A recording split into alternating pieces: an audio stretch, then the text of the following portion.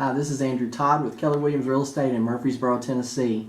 Tonight we're going to go back and revisit our first webisode about real estate investing. I've had a lot of success over the last year with the very same types of techniques that I've been teaching real estate investors.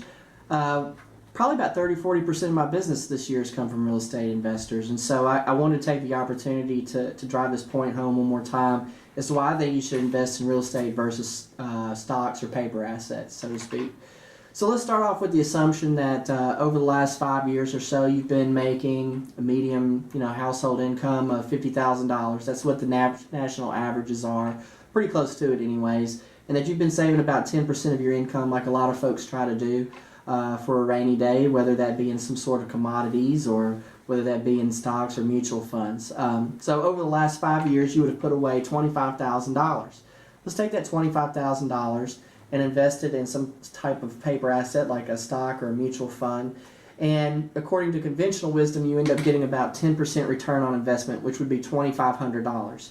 Under current tax law, you're taxed at 20% capital gains rate, which would be $500 taking out of your $2,500, leaving you with $2,000 that you've made, which is an 8% return on investment.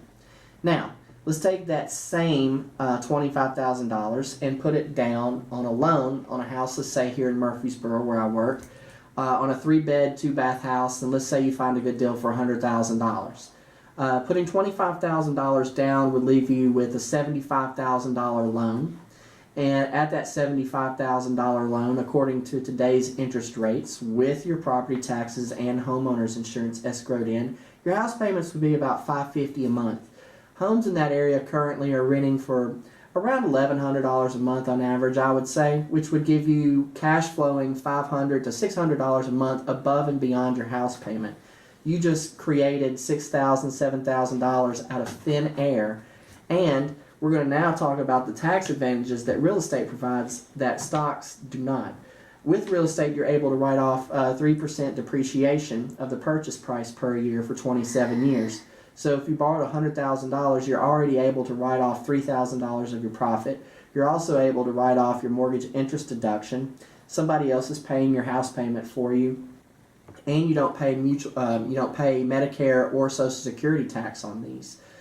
So the tax advantages are much, much better for real estate than they are for stocks. Another thing that comes into play here is that you don't really have much control over stocks and mutual funds. When you turn your money over to a fund manager or to a broker, they're just kind of like, you're just kind of saying, do whatever you want with my money, sell and buy at will, and they make all this money off of transactions that are made in nanoseconds with high frequency trading, and you don't really get the full amount of money back. In fact, you can actually lose money and sometimes have to pay taxes on it depending how things go.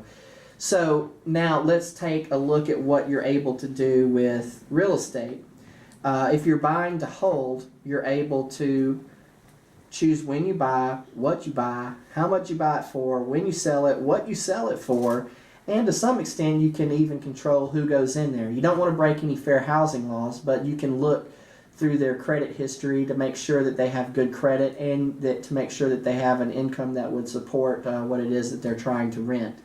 So the other last thing that I want to talk about is real estate investing for cash flow versus real estate investing for capital gains. You can buy and flip real estate. You can buy something cheap, fix it up, flip it for profit, and then have capital gains. Now, normally you would have to pay 20%, like we said, on capital gains, but you're able to take in real estate that capital gains money and defer it indefinitely through 1031 exchanges as long as you continue to purchase things of equal or greater value with the profit that you've made. Whereas to when you buy and hold, you're not able to defer everything, but you also don't have very much taxes either, and somebody else is paying that property off for you. I prefer these days the buy and holds over the fix and flips. But as the market is continuing to progress and get a little bit warmer, the fix and flips become a little bit more attractive. It just kind of depends on the deal when you look at it individually, and a good realtor would help you be able to figure that out. So give me a call, 615-427-8730. Again, 615-427-8730.